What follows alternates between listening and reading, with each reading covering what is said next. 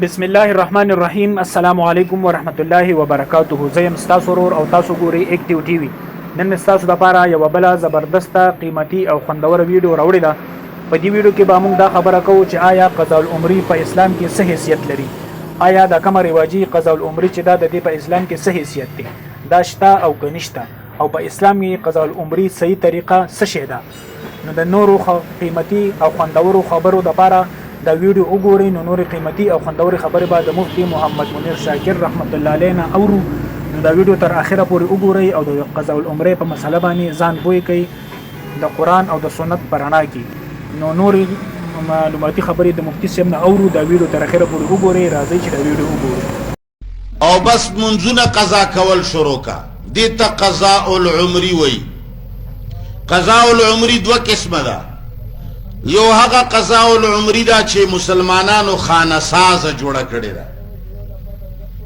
ځکه مسلمان هر شي کې خپل طرف نه کار کړی دی، ځکه مسلمان تباہ او برباد.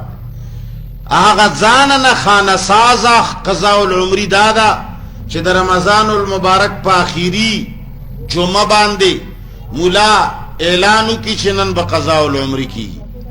بیا باقاعده یو بانګ وشي، د سهار منځو کی جمع سره، بیا بل بانګو کی، بیا د ماسپخین جمع وکي، بیا بل بانګو وي، بیا مازیګر جمع وکي. پنځه منځونه په یو منځ ټیم کې وکي. دا وایي چې د ټول عمر منځونه ورسره قضا شو. نو دا خوشي خبره ده. دا څه شی ده؟ دا خوشي خبره. یاره پلانی کتاب لیکلی دی، پلانی کتاب لیکلی دی، هر چا چې لیکلی دی. ستا چې په ما باندې 1 کروڑ روپے دی،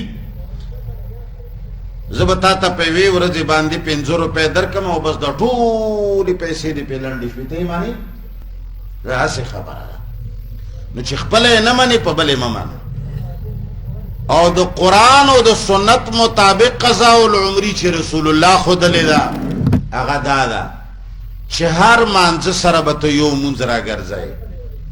سهار ټایم به د سهار مونځ راګرځئ، ماسپخین سره ماسپخین، مازدیګر سره د مازدیګر، ماښام سره د ماښام، ماسخوتن سره د ماسخوتن.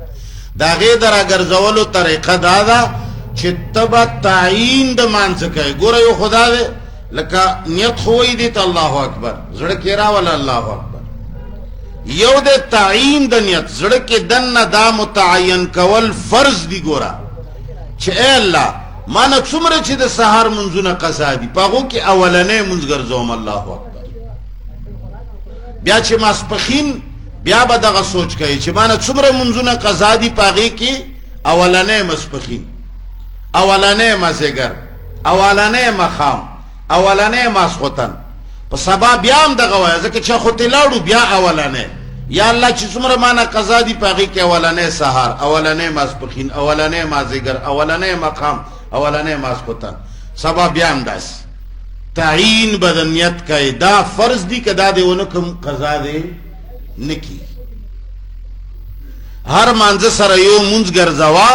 پروردګار عالم به ستا ټول مونځونه به داسې ورځ په ورځ چې کله دی یقین پیدا شه چې اوس ګرځېدلي دي، بیا دې که پرېښودل او که بیا دې هم کول، نو نفلو کې به ماتېږي، ثواب یې شته. د نفلو نه د قضا مانځه ثواب زیات دی. سړي ته هسې پته وي چې یاره ما نه منځونه قضا دي، نو چې نفل کوې قضا وکړه.